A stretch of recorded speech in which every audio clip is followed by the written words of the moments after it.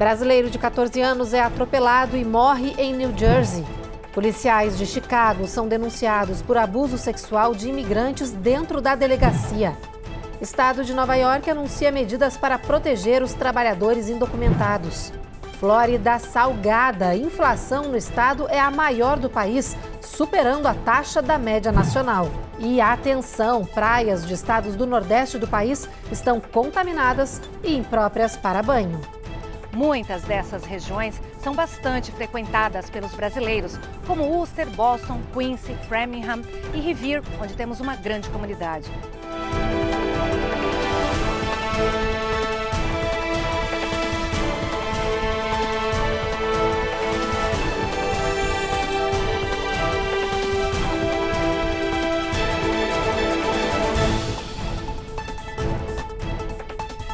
Olá, muito boa noite.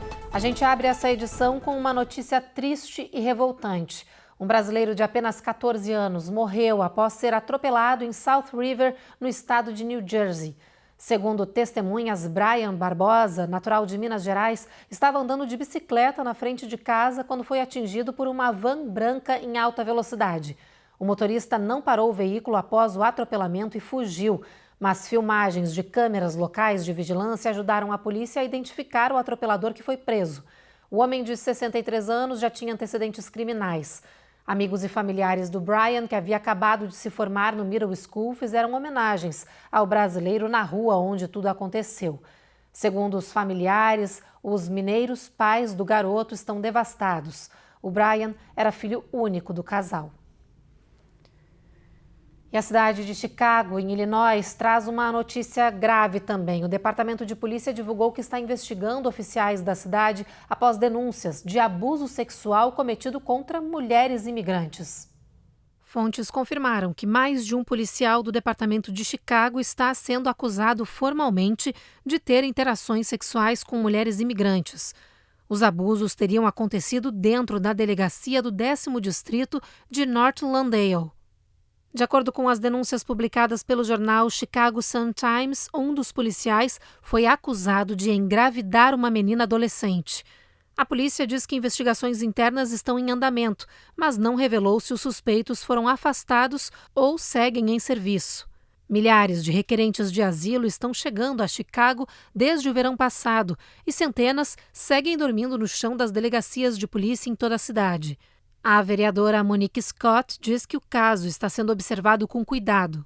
I can assure you that myself and the city are doing their best. A prefeitura divulgou uma declaração dizendo que a cidade leva as alegações, bem como o cuidado e o bem-estar de todos os residentes e recém-chegados, muito a sério e que a situação está sendo acompanhada. Enquanto correm as investigações, todos os imigrantes que recebiam abrigo na delegacia do 10º Distrito serão realocados. I just think that it will be safe to probably have them moved.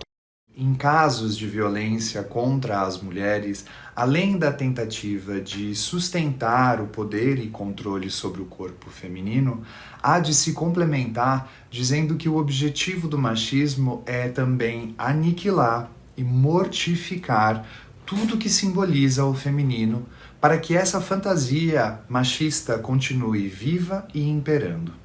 É perverso pressupor que um poder de dominância física, financeira ou de outra ordem sirva de pretexto para qualquer violência ou submissão da parte outra envolvida. O estado de Nova York acaba de adotar novas medidas para proteger imigrantes sem status em ações trabalhistas. A ideia da governadora é aumentar as denúncias de exploração em troca da garantia de não deportação daqueles que iniciarem os processos trabalhistas. A repórter Carolina Camargo nos traz os detalhes dessa boa notícia.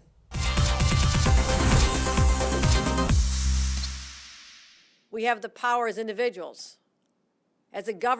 As proteções aprovadas pela governadora Kathy Hochul visam reduzir a relutância dos trabalhadores indocumentados em denunciar práticas injustas e também diminuir as ameaças de retaliação feitas por contratantes. O medo de punições e de serem denunciados para o Immigration and Customs Enforcement afetam inúmeros imigrantes em todo o país. No entanto, o Departamento de Trabalho de New York garante que irá investigar todas as queixas, independentemente do status de imigração dos funcionários e prestadores de serviços. serviços. O departamento ainda faz um apelo para que as pessoas em situação de vulnerabilidade relatem violações trabalhistas e garante que os imigrantes estarão protegidos enquanto estiverem envolvidos em investigações relacionadas ao seu local de trabalho.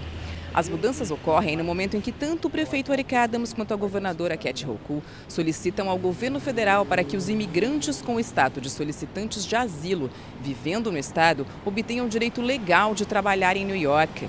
Desde a primavera do ano passado, a cidade enfrenta uma grave crise migratória. Mais de 87 mil indocumentados já chegaram em New York. Grande parte ainda depende de recursos públicos para poder sobreviver, ter um local para dormir e fazer suas refeições. A intenção é que, com autorização de trabalho, eles possam se tornar independentes. Esse plano que a governadora de Nova York está implementando agora, ele é uma réplica praticamente de um plano que já existe no governo federal, quando o secretário do Homeland Security, Alejandro Mayorkas, implementou um programa dando proteção a trabalhadores que sofrem abusos por estarem documentados, dando a eles proteção contra a deportação e até mesmo a chance de aplicar para um visto U ou um visto T. São vistos especiais que dão status para a pessoa trabalhar no país e até no futuro poder converter em um green card. Eu acredito sim que essa lei é um passo muito importante para garantir que os trabalhadores, independentemente do status imigratório, tenham seus direitos protegidos, né, contra práticas abusivas. Então a gente sabe de vários casos de pessoas que trabalhavam, que sofrem abuso moral, abuso salarial, muitas vezes trabalham e não recebem, né, o salário, e elas não são incentivadas a correrem atrás dos seus direitos por conta do seu status imigratório. Depois do intervalo, autoridades do Arizona alertam para o aumento de mortes em travessias na fronteira sul por causa do calor extremo. E a gente mostra que a inflação caiu de modo geral aqui no país depois de um bom tempo, mas na Flórida tudo segue mais caro. O estado é agora o ponto de inflação da América.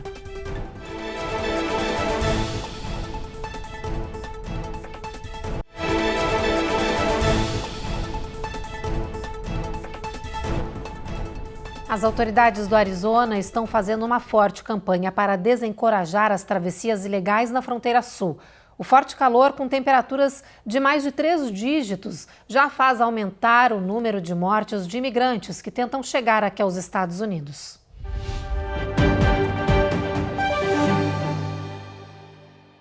Yeah, it's pretty bad right now. Gail trabalha como voluntária na fronteira sul e diz que a onda de calor recorde está criando uma situação perigosa para os imigrantes. A viagem traiçoeira pelo deserto entre México e Estados Unidos já matou mais de 100 imigrantes neste ano. 13 dos óbitos foram na semana passada e todos estavam relacionados ao calor extremo. A maioria dos corpos é encontrada perto da fronteira do Arizona. A Gail, que trabalha com um grupo de voluntários, fornece ajuda humanitária aos imigrantes e diz que vê com preocupação o aumento no número de pessoas que finalizam a travessia e pedem ajuda por quem ficou para trás, por não resistir às altas temperaturas. Até agora, neste ano, os agentes da Patrulha de Fronteira fizeram mais de 24 mil resgates ao longo da fronteira, um número recorde. Essas imagens mostram um dos socorros a uma mulher de 22 anos, encontrada desacordada. Aqui, 4 imigrantes com insolação grave foram resgatados. People aren't taking it seriously. Agora a gente fala da situação de quem vive na Flórida, que ganhou o título de ponto de inflação da América. Sabe por quê? Porque o estado, que está crescendo rapidamente, ganhando cada vez mais moradores, tem hoje a maior taxa de inflação das áreas metropolitanas do país. Ou seja, tudo por aqui está mais caro. A reportagem é da Carla Marinho. A Terra do Sol Brilhante está em alerta vermelho. A Flórida é o novo hotspot da inflação nos Estados Unidos. E não precisa ser economista para entender o significado dessa expressão. A Priscila sentiu no bolso o aumento do custo de vida por aqui e tinha 2 opções: mudar de estado ou fazer mais dinheiro para arcar com as despesas. Nunca quisemos sair daqui, então nós nos reinventamos. Procuramos outras formas de renda para a gente conseguir viver aqui da mesma maneira que nós vivíamos assim quando nós chegamos em 2018. Segundo dados do Índice de Preços ao Consumidor, Miami, Fort Lauderdale e West Palm Beach registraram 9% de inflação nos últimos 12 meses, mais que o dobro da média nacional, que é de 4%. Economistas dizem que o aumento da inflação na Flórida é resultado do crescimento populacional, que entre 2021 e 2022 foi maior do que qualquer outro estado. Hoje nós estamos perto de 2.600.000 habitantes e em 2030 nós vamos chegar perto de 6 milhões de habitantes. Ou seja, o preço dos imóveis ainda vão continuar subindo, ainda vai ficar faltando imóveis para locação, aonde puxa os números da inflação para cima. Em contraste com a Flórida, outras áreas metropolitanas saíram do olho do furacão chamado inflação. É o caso de Minneapolis, que hoje tem a taxa mais baixa do país, seguido por Havaí, com inflação média de 2%. Mas mesmo com toda essa diferença nos índices, a Flórida ainda é o alvo do sonho americano de muita gente. O preço dos imóveis aqui ainda é, mesmo depois dessa alta que nós tivemos, ainda é 1/3 do que nos grandes estados. Nós não temos aqui imposto de renda estadual, exatamente. Se você trabalhar na Califórnia, se você trabalha em Nova York, você tem lá entre 5% e 6% da tua renda vai para o estado. Um outro ponto positivo é o clima. O pessoal está cansado do inverno e com a possibilidade de você poder trabalhar online, de você poder trabalhar home office, acabou trazendo muita gente para cá. E a construção está indo em pleno vapor, trazendo moradia para todos esses novos moradores da Flórida. E apesar da inflação estar em alta na Flórida, a média da taxa inflacionária no país caiu em junho, pelo 12º mês consecutivo. Com isso, a Casa Branca celebra um ano de quedas do valor, ajudando a melhorar a confiança do consumidor e dos investidores. E, claro, afastando o país de uma possível recessão que foi tão temida nesses últimos meses. De acordo com o Bureau de Estatísticas de Trabalho, a inflação anual caiu para 3% no mês passado. A queda é considerada acentuada em relação ao mesmo período do ano anterior, quando a inflação atingiu 9 pontos percentuais, registrando a taxa anual mais alta desde 1981. Bom, no próximo bloco, agentes de segurança do Aeroporto Internacional de Miami são presos por roubar dinheiro e pertences dos passageiros. E atenção se você anda se esbaldando nas promoções online nesses dias de descontos especiais. Saiba que a sua encomenda pode atrasar.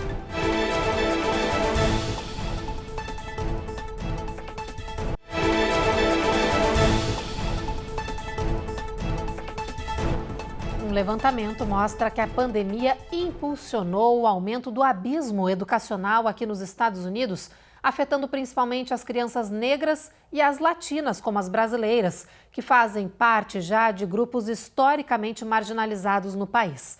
A reportagem é da Eloá Orazen. As restrições relacionadas à pandemia da Covid-19 estão praticamente extintas, mas os seus impactos só agora estão sendo mensurados. Uma pesquisa inédita mostrou que, nos Estados Unidos, a pandemia criou um verdadeiro abismo na educação infantil. E esse buraco é ainda mais fundo para crianças negras e latinas. De acordo com os autores do estudo, já era sabido que longos períodos fora da escola representam um retrocesso na aprendizagem dos pequenos. Durante as férias de verão, por exemplo, é calculado um encolhimento de 17% a 28% do aprendizado em relação à leitura e matemática. Ainda não se sabe a extensão do impacto na educação por conta da Covid, mas o que se sabe é que os alunos mais afetados são aqueles que fazem parte de arranjos familiares mais pobres e problemáticos, que não têm condições de proporcionar atividades recreativas ao longo das férias. Visitas a museus, viagens, cursos extracurriculares e outras experiências fazem parte dessa lista. Essa desvantagem educacional na primeira infância é perigosa tanto no planejamento a curto quanto a longo prazo. Os primeiros anos de aprendizado são talvez a melhor forma de prever o futuro de um jovem, de forma que os especialistas são unânimes na luta pela equidade educacional.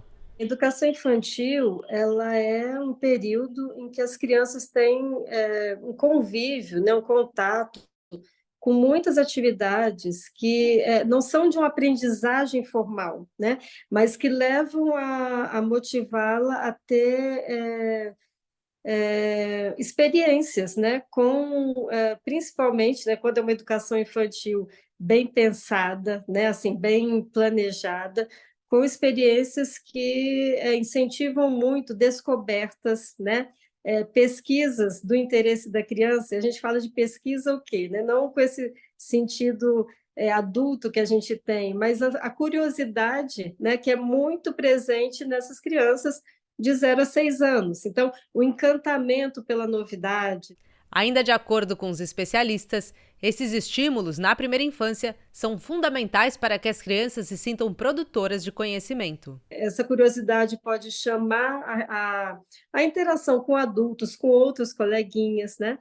Então, a nossa preocupação, quando a gente fala desse abismo, né, não é que vá ter uma defasagem de conhecimento, né? Como a gente muitas vezes usa essa lógica para os anos fundamentais, as idades aí mais tardias, mas nos preocupa, né, que a falta de um olhar profissional atento, né, em relação a essas curiosidades e o que você pode sempre estar colaborando para que isso seja expandido, né, para que a criança se sinta cada vez mais convidada, de fato, mergulhar mais naquela curiosidade, saber mais, né? E ter também o seu próprio conhecimento com significado, com uma importância, né? É isso que nos preocupa. Agora, olha só esse absurdo. Agentes do TSA, o órgão que cuida da segurança dos aeroportos do país, foram presos.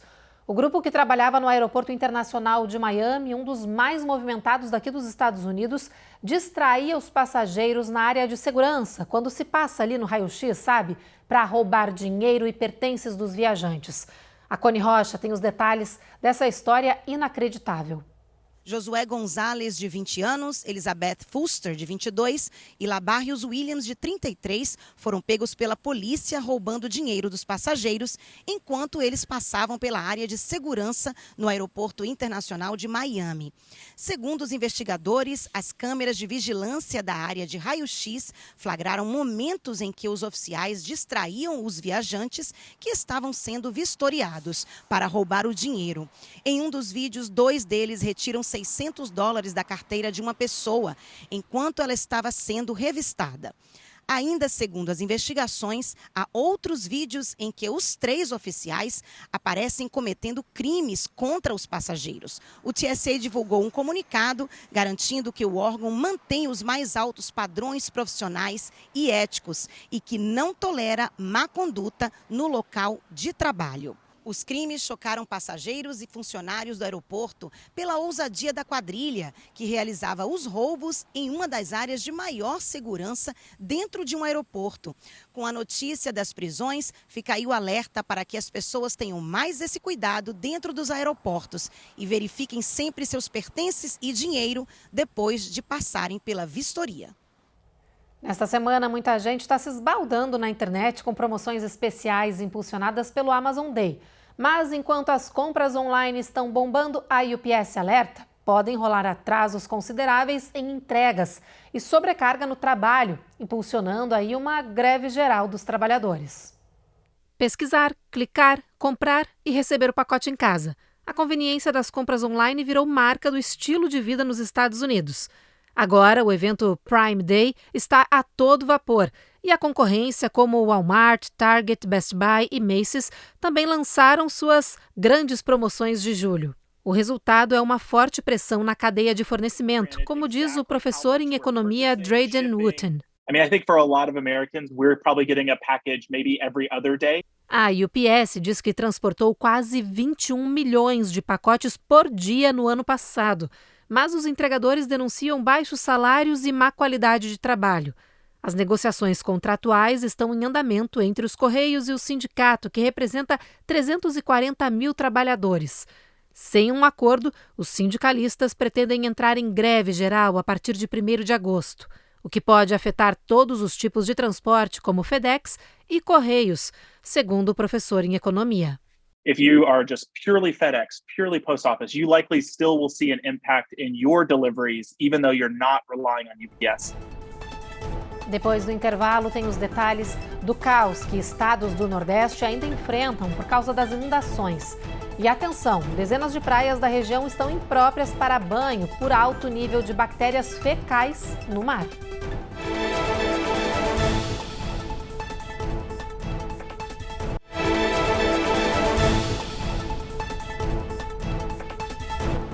Milhares de residências e empresas no Nordeste do país seguem inundadas com uma água lamacenta após dias de fortes chuvas e cheias devastadoras.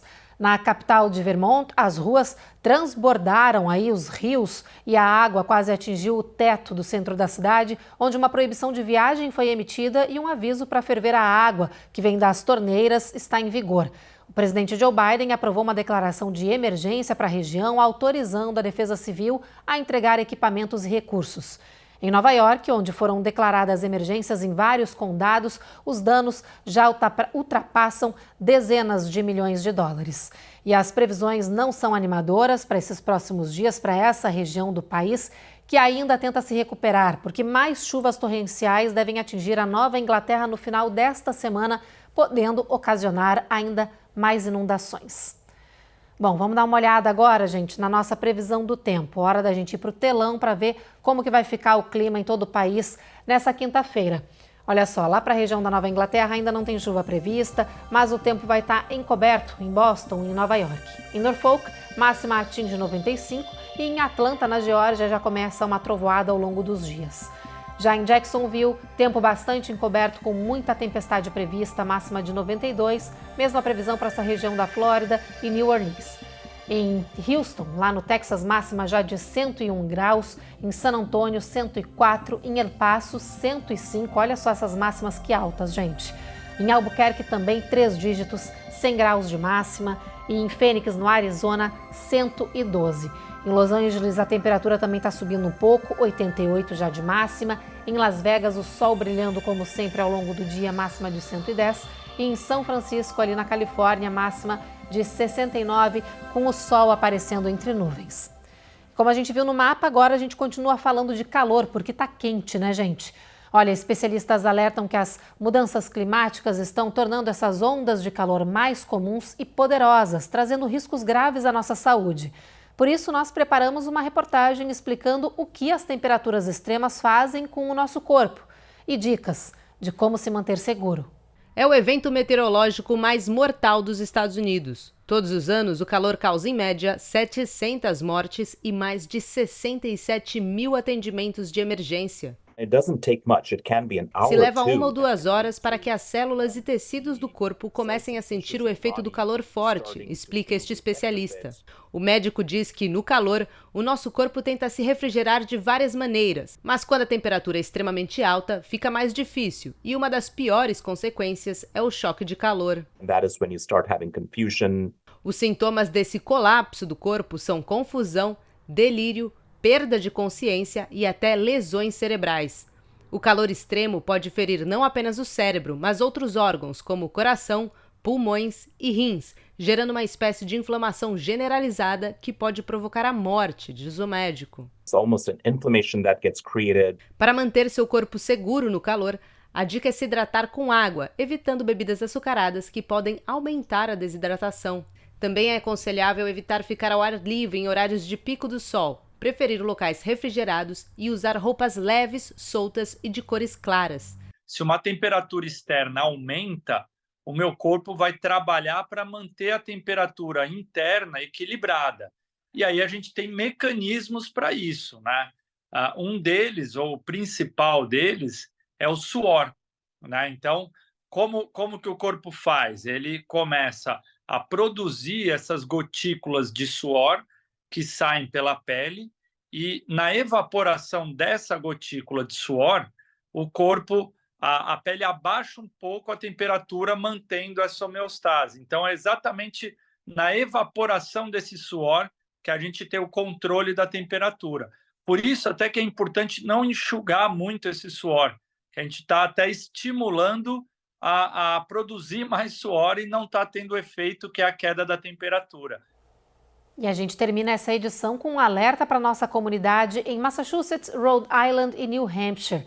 Mais de 60 praias dessas regiões foram fechadas para banhistas depois que altos níveis de bactérias fecais foram detectadas na água.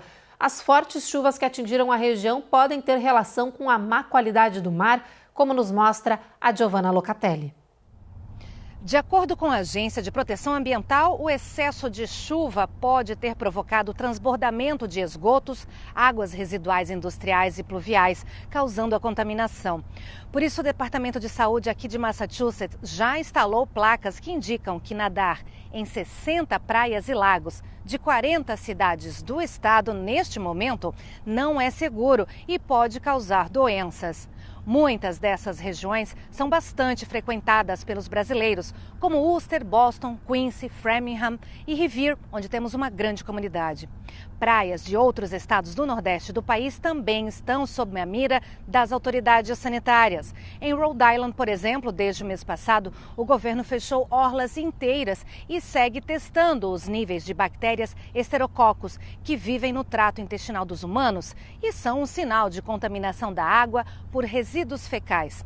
Segundo os Centros de Controle e Prevenção de Doenças, a água contaminada pode causar sintomas como dores de cabeça, dores de estômago, tonturas, vômitos e diarreia. E também pode provocar irritação na pele, olhos, nariz, garganta e pulmões.